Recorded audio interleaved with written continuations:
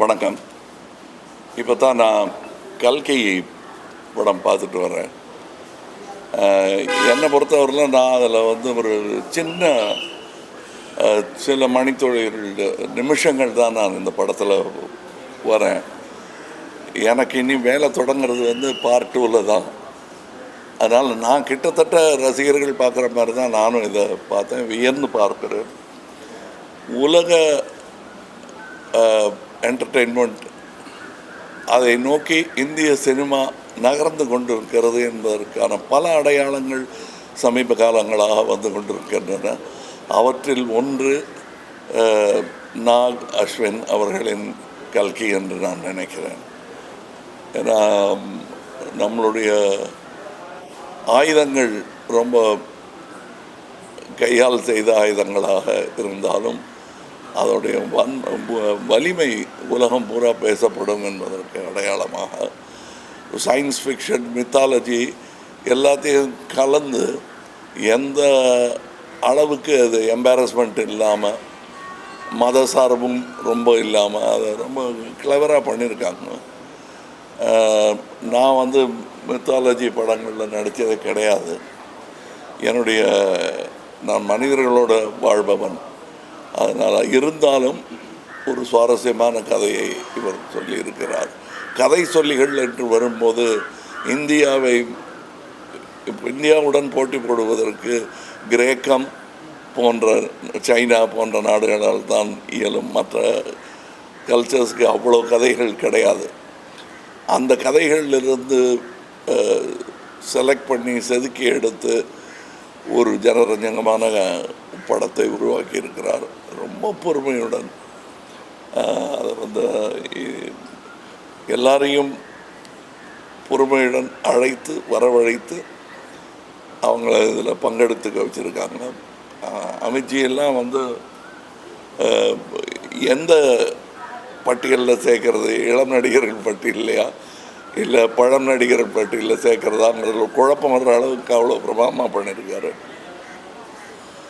இதில் வரக்கூடிய இது ரெகுலர் ஒரு ஆந்திராவில் இருந்தோ அல்லது வடநாட்டில் இருந்தோ ஒரு படம் வரும்போது ஒரு டியூட் எத்தனை இருக்குது, ஃபைட் எத்தனை இருக்குதுன்னு, இதில் டியூட் எத்தனை இருக்குதுன்னு கேட்டால் இல்லைன்னு கூட தைரியமாக சொல்லலாம். ஆனால் ஃபைட்ஸ் எக்கச்சக்கமாக இருக்குது.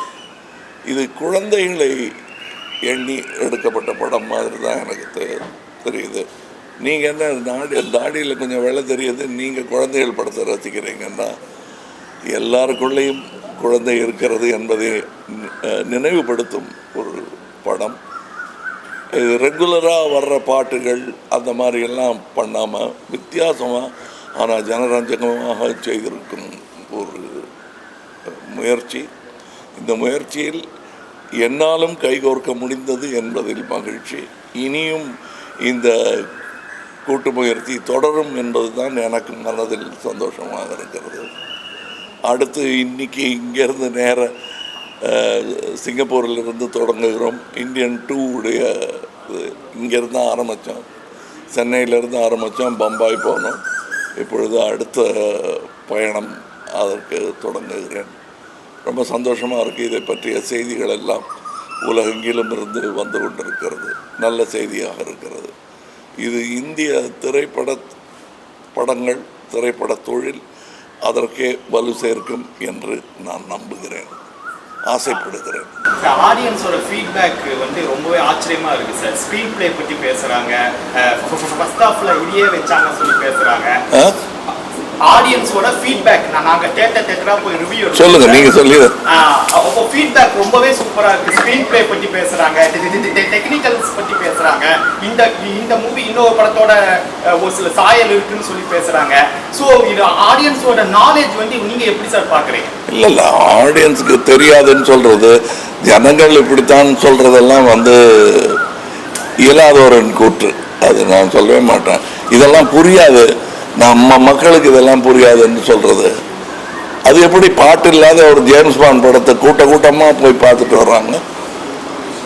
பாஷையும் புரியாமல் நல்ல டெக்னிக்கு தமிழனுக்கு புரியாதுன்னு சொல்கிறது ஏற்றுக்கொள்ளவே முடியாது. மொழியே இல்லைனாலும் தமிழர்கள் நல்லா இருந்ததுன்னா பார்ப்பாங்க. நான் சின்ன பையனாக இருந்தபோது செம்மீன் ஒரு படம் மொழி மாற்றம் கூட செய்யப்படல, சப்டைட்டில் கிடையாது. நான்லாம் 2 வாட்டி பார்த்தேன். எதுக்காக பார்த்தேன்னு இப்போ கேட்டால் எனக்கு சொல்ல தெரியாது. ஆனால் எல்லாரும் போய் பார்த்தாங்க. சென்னையில் 100 நாள் ஓடிச்சுன்னு நினைக்கிறேன், அது ஞாபகம் இல்லை. அதே மாதிரி தான் நீங்கள் மரோ சரித்திரா என்ற படத்தை எந்த டப்பிங்கும் இல்லாமல் தெலுங்கு படமாகவே அது இங்கே ஓடி இருக்கிறது.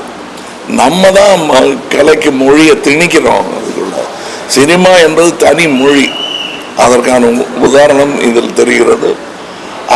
அந்த மொழி தன்னுடைய பலத்தை இன்னும் அதிகரித்து கொண்டே இருக்கிறது. வழக்கமாக இருக்கக்கூடிய பண்டிதர்கள் சொல்லும் சினிமாவிலிருந்து மாறுபட்ட சினிமா அது. ஒரு பக்தி சினிமா இப்போ எடுத்தால் இப்படி இருக்குமான்னு சொல்ல முடியாது. ஆனால் அதுவும் இல்லாமல் இதுவும் இல்லாமல் சயின்ஸ் ஃபிக்ஷனையும் இதையும் சேர்த்து செய்த கலவை நல்ல யுக்தி என்று நான் நினைக்கிறேன்.